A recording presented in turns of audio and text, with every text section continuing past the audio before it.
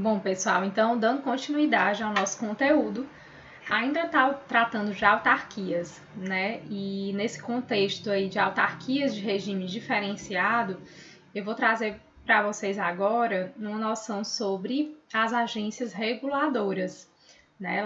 Quando a gente estava falando da OAB, a gente falou que, ora, elas são chamadas de autarquias sui generis, né, hora de autarquias de regime híbrido, e aqui em relação às agências reguladoras, como eu coloquei no material de vocês, elas são frequentemente chamadas de autarquias de regime especial, certo? Para que vocês já comecem a ter uma noção do que se tratam essas agências reguladoras, eu posso citar para vocês aqui alguns exemplos, como a Anatel, que cuida das telecomunicações aqui no Brasil, a ANEEL, que cuida da questão da energia elétrica, e a partir daí vocês vão lembrar de outras autarquias de regime especial chamadas agências reguladoras. Por que essas autarquias elas são consideradas como autarquias de regime especial? Porque, de fato, há uma lei que vai tratar do regime dessas autarquias e vai estabelecer algumas regras diferentes, né, ou mais específicas do que aquelas regras gerais, né, que abrangem as demais autarquias. Como a gente viu, as demais autarquias, elas se regem pelo regime jurídico público, com as características que lhes são próprias. E as autarquias de regime especial, as agências reguladoras, na verdade, elas vão ser regidas também pelo regime público, porém com características especiais, conforme disposição legal, certo? E por que a lei resolveu trazer uma disposição específica para esse tipo de agência? Justamente por conta da função regulatória exercida por essas agências. Então, se considera que esse tipo de autarquia tem uma função regulatória, né, muito maior do que as demais, correto? Ela vai ter uma autonomia para tratar de questões técnicas, né? Quando se fala em agências reguladoras, se lembra de autarquias que cuidam de questões técnicas, né? Como a gente citou, telecomunicações, energia elétrica. Então, são autarquias que vão cuidar de assuntos muito específicos e de muita importância para a sociedade, né? Elas vão regular esse tipo de serviço. E aí, por conta disso, por essa regulação ser muito importante para a nossa sociedade, uma das principais características trazidas pela lei é a necessidade de fixação de um mandato fixo para os seus dirigentes, né? Mas aí a lei de cada entidade, né, de cada agência é quem vai trazer que prazo é esse, né? Mas há uma previsão genérica de que essas entidades, esses dirigentes, eles devem ter um mandato fixo quando eles são nomeados para chefiar essas agências reguladoras. E por que isso acontece? Qual é o objetivo do mandato fixo? É justamente impedir, né, que o chefe do executivo, ele simplesmente demita aquela chefia no momento e pelo motivo que ele entender. Porque, como nós veremos posteriormente, em relação às formas de ingresso no serviço público, cargos de chefia, em regra, eles são demissíveis ad nutum, ou seja, o chefe do Poder Executivo, ele pode sim ter essa autonomia, esse poder para demitir.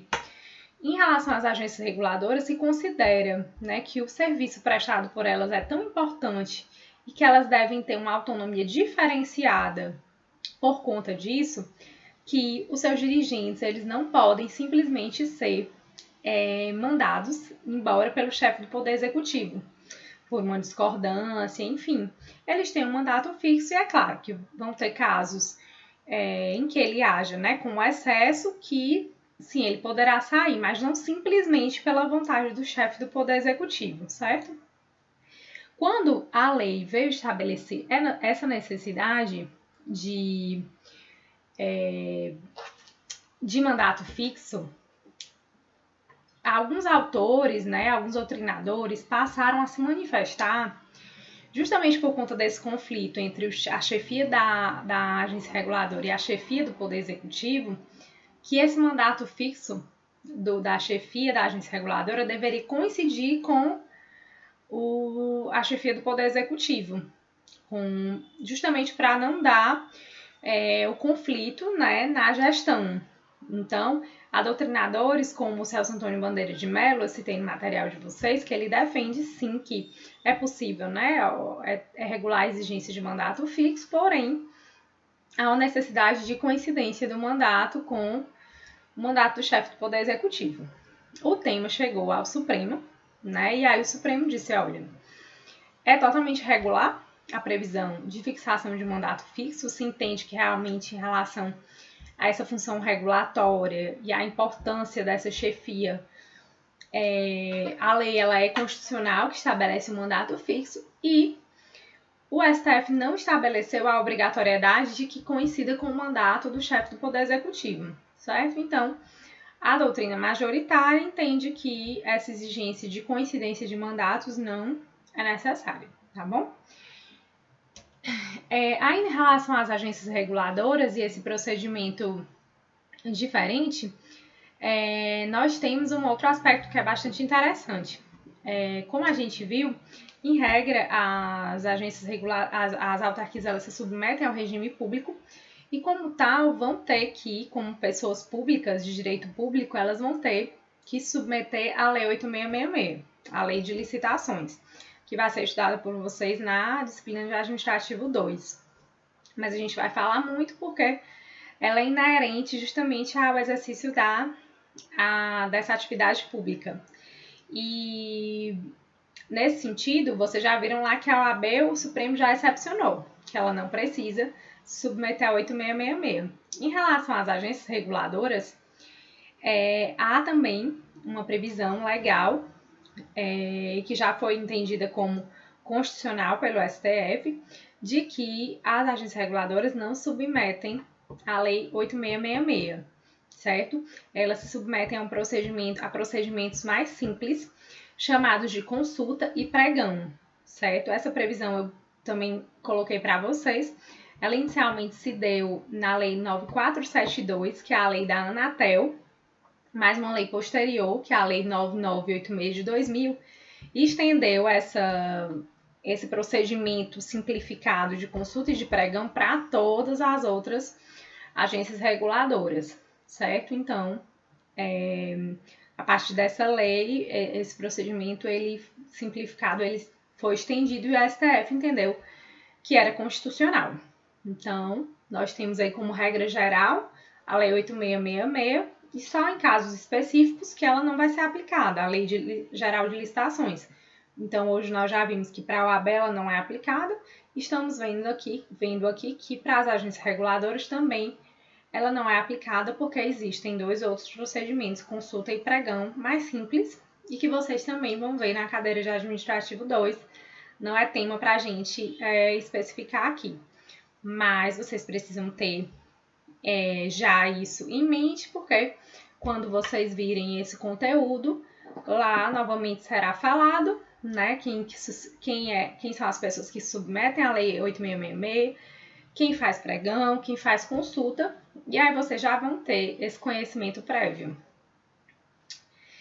Um outro aspecto que eu chamo para a atenção de vocês é que nos processos decisórios das agências reguladoras, né, como eu disse para vocês, cada uma dessas agências tem uma lei específica, né? Elas são criadas por lei específica, então essa lei que vai trazer esse procedimento. E de uma forma geral, todas elas prevêem uma participação popular nos processos decisórios dessas agências, né? Se entende que são serviços tão importantes para a sociedade que é necessário, sim, ouvir a população primeiro antes de se tomar grandes e importantes decisões. Então, tenham em mente, né, que quando se fala em agência reguladora também se tem uma noção de uma participação mais forte popular no processo decisório. É uma outra característica, então, das agências reguladoras. O que eu posso frisar para vocês também, que as agências reguladoras, na qualidade de autarquias, né, em regra, elas vão ter nos seus quadros servidores públicos. Quando a gente estudar mais à frente o regime de ingresso, né, no serviço público, a gente vai ver exceções, ou seja, quando em pessoas jurídicas de direito público há possibilidade de existirem, né, pessoas trabalhando que não sejam propriamente servidores públicos, mas eu chamar a atenção de pronto para vocês que em relação às agências reguladoras, há necessidade de que essas pessoas que trabalham sejam servidores públicos, certo? Então, o Supremo já decidiu que só pode trabalhar na agência reguladora quem é servidor público, ou seja, quem ingressa por meio de concurso público, quem tem estabilidade, né? Porque, mais uma vez, se entende que o serviço prestado por elas é tão importante que é necessário um servidor que tenha a devida estabilidade, né, para prestar esses serviços. Então, eu deixei o registro aí para vocês que na ADI, na Ação Direta de Inconstitucionalidade 23/10, o Supremo considerou que, como a agência reguladora, ela fiscaliza, pune, aplica sanções, então ela necessita, sim, de servidores públicos nos seus quadros, tá bom? Então, a gente também vai tratar depois de uma forma específica sobre o ingresso no serviço público, mas é importante que vocês tenham essa noção quando a gente está falando de agências reguladoras. E, por fim, para a gente encerrar aqui as noções de agências reguladoras, né, e também desse contexto de autarquias, eu chamo a atenção de vocês só sobre um ponto de nomenclatura mesmo, que é a diferença entre função regulatória e poder regulamentar, para que vocês não confundam. Nós teremos uma aula, né, como eu já tinha dito agora na nossa primeira parte da aula, em que nós trataremos de poderes da administração pública. E um desses poderes também que a gente vai tratar é o poder regulamentar, certo? Esse poder regulamentar, ele é uma espécie de poder do administrador, né, do chefe do poder executivo, certo? E ele não se confunde com essa função regulatória, certo? Que é a função regulatória propriamente, né, exercida pelas agências reguladoras, certo? E se vocês quiserem um fundamento constitucional para essa função regulatória, aí vocês vão buscar o artigo 174 da Constituição. Eu vou ler rapidamente para vocês, mas vocês podem lembrar já talvez de terem lido isso lá também no direito constitucional, que como agente normativo e regulador da atividade econômica, o Estado exercerá, na forma da lei, as funções de fiscalização, incentivo e planejamento, né, que serão determinantes para o setor público e indicativos para o setor privado. Ou seja, quando o 174 da Constituição fala agente normativo e regulador, então ele está fazendo inferência à função regulatória das agências reguladoras, tá bom? E isso não se confunde com o poder regulamentar, que a gente vai ver de forma mais específica em aulas seguintes, tá bom? Então, sobre autarquias, regime jurídico e autarquias de regime especial, eram essas as principais características que eu queria pontuar com vocês. E a gente vai passar, então, a estudar agora as fundações, certo? As fundações públicas. E as fundações públicas, elas são bem interessantes, é um conteúdo menor do que as autarquias, vocês vão observar isso nos livros, certo? Né? Porque elas, quer dizer, a gente tem autarquias em maior quantidade, enfim, maior diversidade, mas é necessário que a gente tenha a noção também dessas entidades que se chamam fundações públicas, né? E antes de dar início ao tema das fundações públicas, aí vocês podem também começar a pensar quais seriam as fundações públicas que vocês conhecem, né? Lembrando que existem as fundações privadas lá do direito civil, né? Que serão regidas lá pelo regime civil, e a gente vai ver até que há uma discussão aqui sobre o regime dessas fundações públicas, mas enfim, existem as fundações privadas, com as características lá do Código Civil, e que não é o caso, a gente está tratando aqui de fundações públicas. Então, eu posso trazer como exemplo, por exemplo, posso trazer como exemplo para vocês a FUNAI, né, a Fundação Nacional do Índio, por exemplo, né, posso trazer como exemplo para vocês também a FUNASA, né, que é a Fundação Nacional de Saúde. Posso trazer também como exemplo o próprio IBGE, né, o IBGE também é uma fundação pública. E, bom, tem outros exemplos que vocês vão encontrar nos livros, vocês podem também ir se lembrando. Se tiver em dúvida, dá uma pesquisadinha também na internet que vai aparecer se a entidade que vocês estão pensando é uma autarquia, é uma fundação pública, enfim. Ou uma empresa pública ou sociedade de economia mista, como nós iremos ver à frente. Eu destaco com vocês que a fundação pública, como eu já havia dito, ela também tem previsão do Decreto-Lei 200 de 67. A curiosidade em relação à fundação pública é que ela foi a última a ser incluída, né? Ela foi incluída nas vésperas do texto constitucional de 88. Isso quer dizer que antes existia a previsão de que as entidades de administração indireta seriam autarquias, empresas públicas e sociedade de economia mista. Isso fez com que e faz com que a gente ainda encontre, certo? Tanto em livros, né, em manuais, como às vezes em algumas decisões judiciais, a referência à expressão administração indireta e fundacional, né? Porque como se existe a administração indireta antes, composta pelas 3 entidades primeiras previstas pela lei, e foi incluída a fundação. Então, se passou a chamar de administração indireta e fundacional, né? O registro que vocês vão encontrar, ainda é possível até que o manual que vocês estejam utilizando faça uso dessa nomenclatura, né? O que a gente quer chamar a atenção aqui é que essa nomenclatura ela não tem mais sentido, né?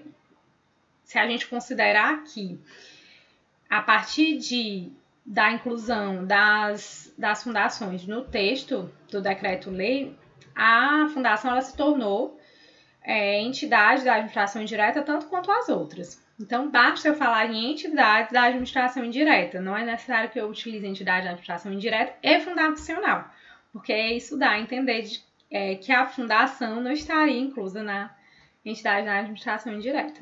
Enfim, era um parênteses para caso a doutrina que vocês utilizem faça essa referência ou alguma leitura complementar que vocês façam também utilizem. É uma nomenclatura um pouco mais antiga, utilizada muito mais quando houve essa mudança do texto e depois que se habituou à mudança não se utilizou mais. Tá certo? A principal característica desse tipo de entidade é a ausência de fins lucrativos, tá bom? E o conceito dela está lá no artigo 5º, inciso 4 do Decreto-Lei 200, e ele vai trazer para a gente alguns pontos importantes, né, que vão ser objeto de análise para a gente nesses próximos instantes. Traz que, no conceito que a fundação pública é uma pessoa jurídica de direito privado, traz a ideia de que ela não tem finalidade lucrativa, né, e aqui é o que eu destaco com vocês, que é a principal característica dessa entidade, a ausência de fins lucrativos. Há um destaque que ela é criada em virtude de autorização legislativa, e aí vocês já lembram lá daquele texto lá da Constituição do 37, inciso 19, que realmente, né, dispõe que só as autarquias são criadas por lei e as demais têm sua criação autorizada por lei. Então, aqui essa passagem realmente ela é corroborada pela Constituição. E dispõe ainda que ela é criada para o desenvolvimento de atividades que não exijam execução por órgãos ou entidades de direito público, certo? E traz a questão da autonomia, enfim, o que a gente sabe que já é próprio das entidades da administração indireta. É um conceito um pouco longo, mas eu sugiro então que vocês leiam aí em casa, leiam o inciso 4 do artigo 5º. E aí, acompanhando aqui o material de vocês. quando a gente volta, então, e aí vocês podem voltar, abrir aí a Constituição de vocês no artigo 3719, que eu referi há pouco, que, em relação às fundações públicas, ele traz a previsão de que, além da necessidade de lei que autorize sua criação, há necessidade de uma edição de lei complementar para definir as áreas de sua atuação, certo? Então, a fundação pública é a única que vai passar por essa dupla exigência, né? Criação autorizada por lei e ainda que uma lei complementar específica cuide das suas áreas de atuação. O que eu destaco com vocês é que essa lei complementar, ela ainda não foi editada, não foi aprovada, né? Essa lei não foi aprovada. Existe um projeto em tramitação no Congresso há muito tempo, que cuida da atuação nas áreas de educação, saúde, mas o fato é que a lei não foi aprovada, mas de toda sorte isso não impede a criação dessas fundações, embora, né, a gente saiba que pelo texto é bom que a gente esteja ciente de que formalmente há essa dupla exigência, tá certo? E aí a gente vai verificar um ponto que é o ponto de grande controvérsia aqui da fundação pública, que gira sobre o regime jurídico dessas entidades, tudo bem? E aí eu quero então também que vocês abram o Decreto-Lei 200 de 67, tá bom? Vocês abram aí o decreto e vocês verifiquem o parágrafo 3º do artigo 5º. Quando vocês começarem a ler, vocês vão se deparar com a seguinte redação, de que as entidades de que trata o inciso 4, ou seja, né, as fundações, adquirem personalidade jurídica com a inscrição da escritura pública de sua Constituição no registro civil de pessoas jurídicas, certo? Então, assim, dispõe que para que ela exista efetivamente a necessidade da inscrição no registro civil de pessoas jurídicas, né? É um ponto que já chama a atenção. Por quê? Porque isso é próprio das pessoas privadas lá do Código Civil, né? Lá no Código Civil, quando vocês estudaram na parte geral, vocês devem ter visto que a forma de inscrição e de surgimento, né, é mais comum, enfim, como regra, se dá a partir do registro civil das pessoas jurídicas, né? E, entretanto, apesar de dizer isso, o parágrafo 3º continua dizendo que não se lhes aplicando as demais disposições do Código Civil concernentes às fundações, né? Ao mesmo tempo, ele utilizou o Código Civil para dizer que há necessidade de inscrição no Registro Civil de Pessoas Jurídicas, mas diz que não se aplicam as disposições do Código Civil. E aí isso gerou uma grande controvérsia, e a partir dessa controvérsia surgiram 3 correntes a respeito do regime jurídico das fundações públicas, tá bom? E a primeira corrente que eu destaco com vocês, ela defende que as fundações, elas são, em verdade, pessoas jurídicas de direito público, certo? Embora exista a redação de que são pessoas de direito privado, doutrinadores como Celso Antônio Bandeira de Mello defendem que elas são pessoas jurídicas de direito público. E o que é que o Celso Antônio Bandeira de Mello vai dizer? Vai dizer que essa lei, né, esse decreto, ele é anterior à Constituição. E que a Constituição aproximou muito o regime das fundações públicas ao regime das autarquias, né, que é um regime público. E por essa razão, as fundações são sim regidas por esse mesmo regime público das autarquias, né? Ele aproxima muito, portanto, as fundações públicas das autarquias.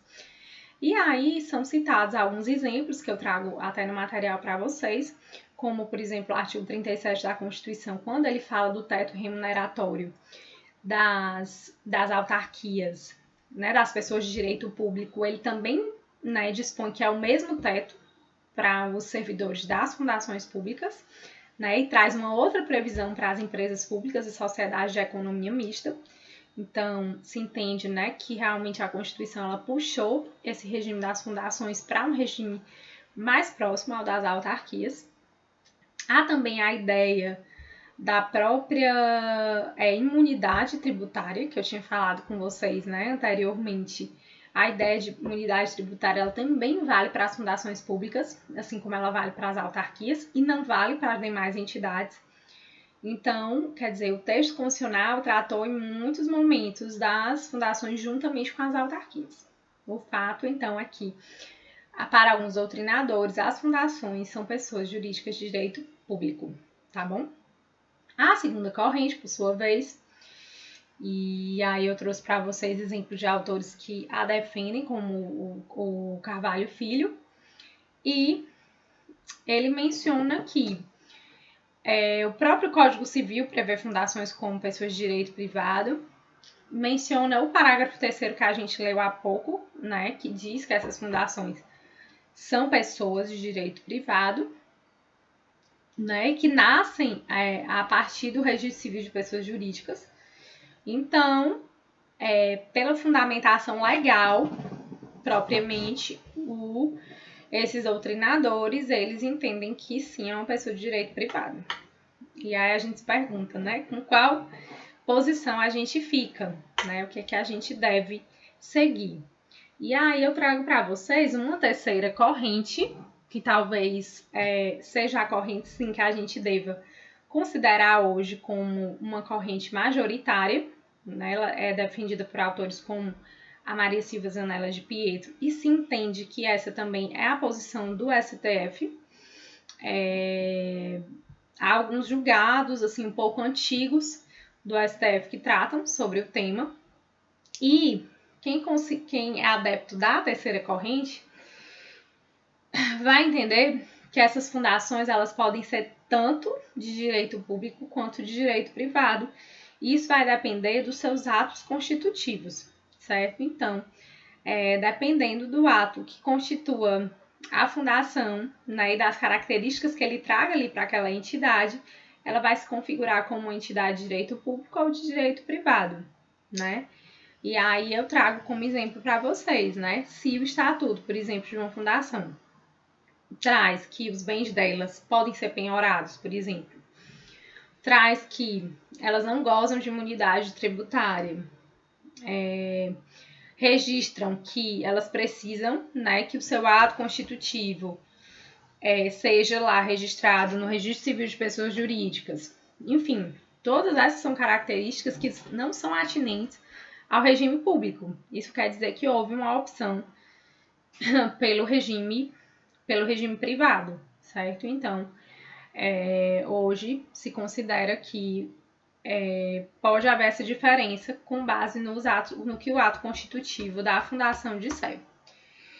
E a partir disso surge uma outra questão, porque como vocês lembram, lá no artigo 37 da Constituição, inciso 19, somente a autarquia é criada efetivamente por lei, as demais são autorizadas. Mas aí, para os doutrinadores que defendem que a fundação pública pode ser de direito público, né, para os que defendem que ela ou que, a depender do ato constitutivo, ela pode ser, nesse caso se entende que ela também, assim como a autarquia, seria criada por lei, não somente teria sua criação autorizada, certo? Então, é um entendimento também para quem adota essas correntes, né, mas eu acho assim, tenham, né, como mais seguro principalmente para uma avaliação mais objetiva, o 37, né, que fala da necessidade de autorização para a criação. Eventualmente, se vocês depois, né, fizerem uma prova subjetiva, seja aqui na nossa disciplina, seja num outro exame, numa OAB, que isso pode ser cobrado perfeitamente, também em qualquer outro concurso que tenha prova discursiva, vocês podem ter a oportunidade de se manifestar de uma forma mais específica sobre o tema, tá certo? E da mesma forma como eu citei em relação às autarquias, sobre a questão dos servidores públicos e empregados públicos, aqui a gente já começa a fazer a distinção, né? Se eu entendo que ela tem um regime público, ela as pessoas que ocupam aqueles cargos serão chamadas de servidores públicos. Por outro lado, se eu entendo que ela é regida por um regime de direito privado, quem nela trabalha não seriam servidores públicos, seriam chamados de empregados públicos, tá bom? A gente vai ver mais detalhadamente a distinção de cargo público e emprego público, mas é uma noção que eu já tenho trazido para vocês desde o primeiro momento, que é para que fique mais tranquilo quando a gente for ver esse assunto de forma mais detalhada, tá bom? Essas eram as noções também principais que eu queria trazer para vocês sobre fundações, tá bom? Então, vocês podem assistir a aula, ler em conjunto com o material, que eu acho que vocês já ficam com uma base boa inicial da matéria, e complementa a leitura com a doutrina que vocês tiverem. Podem me mandar dúvidas pelo e-mail ou anotar para a gente conversar na nossa aula presencial. E na próxima semana eu disponibilizo para vocês uma nota de aula sobre empresas públicas e sociedade de economia mista. E também vou fazer esses videozinhos para que vocês possam ver a nota de aula acompanhando aqui com algumas explicações. Tudo bem? Pois então é isso, pessoal. Bons estudos a todos!